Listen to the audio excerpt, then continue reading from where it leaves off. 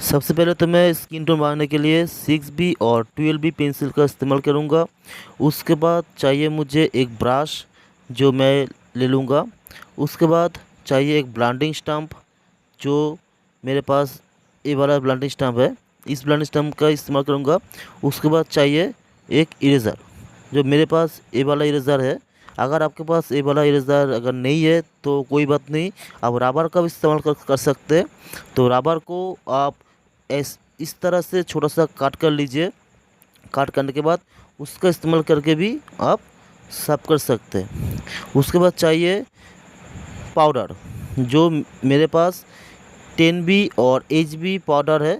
तो 10B और HB pencil powder से मैं पूरा जो स्किन टेक्सचर जो स्किन टोन है वो मैं करूँगा इसी पाउडर से। इधर मैंने पेपर के ऊपर HB और 10B पेंसिल पाउडर ले लिया और ऊपर मैंने लिख दिया ताकि आप लोगों को समझने में थोड़ा आसानी हो, इसलिए। तो चलिए स्टार्ट करते हैं। तो सबसे पहले मैं 6B पेंसिल से जो स्किन का जो लाइन आपको दिख रहा है, इस तरह का लाइन के लिए मैं सबसे पहले 6B पेंसिल का इस्तेमाल करूँगा। 6B पेंसिल का इस्तेमाल करके उसके बाद उसको ब्लेंडिंग करूँगा ब्लेंडिंग स्टम्प से। उसके बाद जाके मैं 10B का या फिर 12B पेंसिल का इस्तेमाल करूँगा। अगर आपको इस तरह का अगर लाइन करना है तो आप एक बार में 10B पेंसिल का इस्तेमाल ना करें। आप पहले 4B या फिर 6B पेंसिल से आप लाइन खींचे, उसके बाद उसको ब्लेंड कीजिए। उसके बाद जाके आप डार्क कलर पेंसिल का इस्तेमाल करें। इससे क्या होगा, आपका जो पोर्ट्रेट है वो और भी ज़्यादा रियलिस्टिक दिखने में लगेगा। आप एक बार में डार्क कलर पेंसिल का इस्तेमाल ना करें।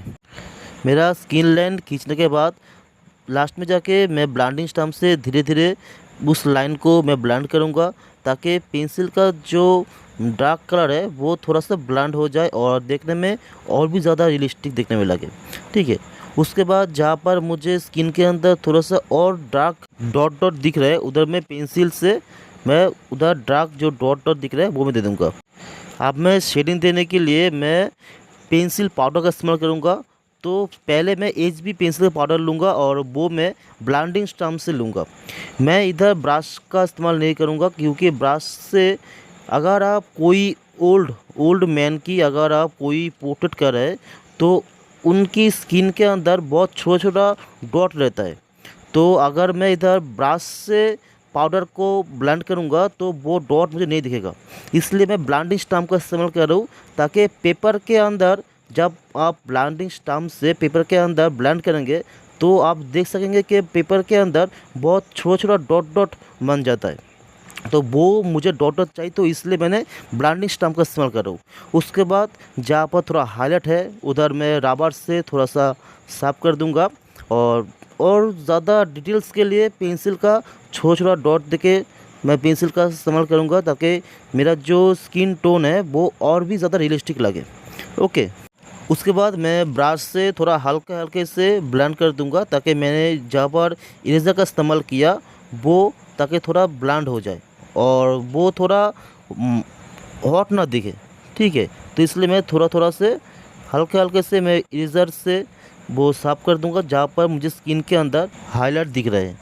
अभी मैं स्किन टोन के जो नीचे का जो हिस्सा है स्किन टोन, उसके लिए मैं ब्लेंडिंग स्टम्प का इस्तेमाल करूँगा और HB पाउडर का इस्तेमाल करूँगा क्योंकि स्किन के अंदर जो जहाँ पर लाइट गिर रहा है उस एरिया के लिए मैं HB पाउडर का इस्तेमाल करूँगा और जहाँ पर स्किन के अंदर डार्क एरिया दिखेगा उधर मैं 10B पेंसिल का पाउडर इस्तेमाल करूँगा।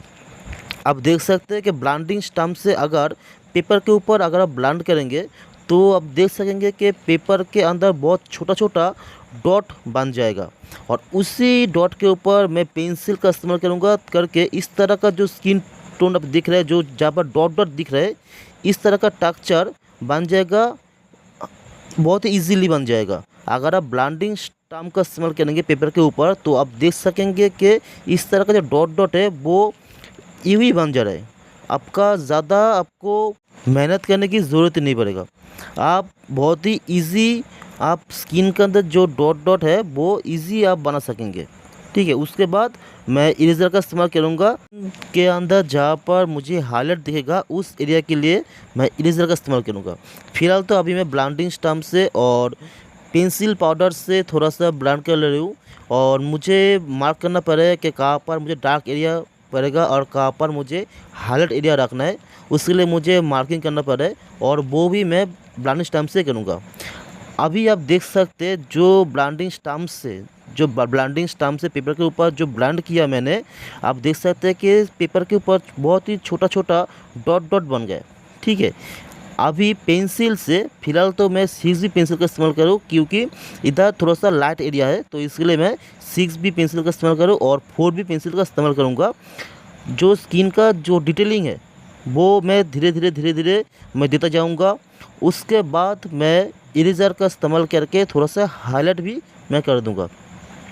अभी मैं थोड़ा सा ब्लेंडिंग स्टैम्प से थोड़ा सा हल्के से ब्लेंड कर ले लूँ ताकि जो पेंसिल का जो एक्स्ट्रा जो काली रहता है वो थोड़ा सा ब्लेंड हो जाए, इसलिए। उसके बाद मेरे पास ये वाला इरेज़र है, तो इससे मैं थोड़ा सा लाइट कर लूँगा। जो एरिया है, ये वाला एरिया थोड़ा सा लाइट है, थोड़ा सा हाईलाइट है, इसलिए। अभी मेरे पास ये वाला इरेज़र है, तो इस इरेज़र से मैं थोड़ा सा स्किन की डिटेलिंग दूंगा और स्किन के अंदर जहाँ पर छोटा छोटा हाईलाइट रहता है वो उस हाईलाइट एरिया को मैं इससे ब्लेंड करूँगा। अगर आपको हाइपर रियलिस्टिक स्किन टोन अगर बनाना है तो आप इस टेक्निक का इस्तेमाल करके अब देखिए आपका जो काम है वो और भी कितना आसान हो जा रहा है और कितना जल्दी हो रहा है। आप पेंसिल पाउडर को ब्रश से ब्लेंडिंग ना करें, आप ब्लेंडिंग स्टैम्प का इस्तेमाल करें। ब्लेंडिंग स्टैम्प से पेंसिल पाउडर को इस तरह से पेपर के ऊपर ब्लेंड कीजिए, तो आप देखेंगे कि आपका 50% जो काम है, जो स्किन का जो टेक्सचर है, जो छोटा छोटा जो डॉट रहता है, हाँ, वो बहुत ही आसानी से ईवी बन जाएगा। ठीक है, उसके बाद आप उसके ऊपर मैं जिस तरह से कह रहा हूँ मैं पेंसिल का इस्तेमाल करूँ। यहाँ पर मुझे थोड़ा डार्क एरिया दिख रहा है, तो इधर मैंने 12B पेंसिल का इस्तेमाल करूँ और धीरे धीरे मैं लाइट पेंसिल की तरफ बढ़ूँगा। धीरे धीरे मैं 4B 6B पेंसिल, यानी कि जहाँ पर थोड़ा सा हाईलाइट एरिया है स्किन के अंदर, उधर मैं लाइट पेंसिल यूज़ करूँगा। अगर आप इस तरीके से अगर आप स्किन टोन बनाएंगे तो आप देखेंगे कि आपका जो पोर्ट्रेट है वो और भी ज़्यादा रियलिस्टिक दिखने में लगेगा और आपका काम भी बहुत आसान हो जाएगा। बहुत सारी ऐसी बिगिनर्स है जो स्किन के अंदर डिटेलिंग देख के वो डर जाता है, वो किस तरह से वो स्किन टेक्सचर करेंगे, कि स्किन की डिटेलिंग के ऊपर काम करेंगे, वो उनको समझ में नहीं आता और उनका बहुत वक्त बहुत टाइम उनका लॉस हो जाता है। तो क्योंकि उनको वो आसान जो तरीका है स्किन टोन बनाने का वो उनको नहीं पता, और आपको इस तरह का जो टेक्निक है, जो आसान तरीका है, वो आपको कोई भी दिखाएगा भी नहीं, आपको कोई दिखाएगा भी नहीं। तो मैंने आपके साथ ये जो टेक्निक आपके साथ शेयर किया, आप अपने पोर्ट्रेट के ऊपर इस्तेमाल करें और देखिए कि आपका जो पोर्ट्रेट है वो कितना ज़्यादा रियलिस्टिक दिखने में लग रहा है और आपका जो काम है वो और भी कितना आसान हो जा रहा है। तो अभी मेरा जो पेंसिल का जो काम था वो मैंने कर लिया। अभी मैं इरेज़र से स्किन के अंदर जहाँ पर थोड़ा सा हाईलाइट दिख रहा है उस एरिया के लिए मैं इरेज़र से थोड़ा सा साफ करके वो हाईलाइट एरिया को मैं दे दूँगा, ताकि मेरा जो पोर्ट्रेट है वो और भी ज़्यादा रियलिस्टिक दिखने में लगे, इसलिए।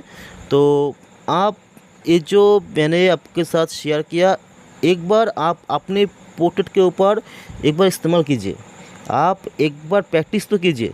प्रैक्टिस करने के बाद आप खुद ही महसूस कर सकेंगे कि आपका जो काम है वो और कितना आसान हो गया। देखिए मेरा जो सीन मैंने बनाया, ये बनाने के लिए मेरे को सिर्फ 1 घंटा लगा था। 1 घंटे के अंदर मैंने ये पूरा बना लिया।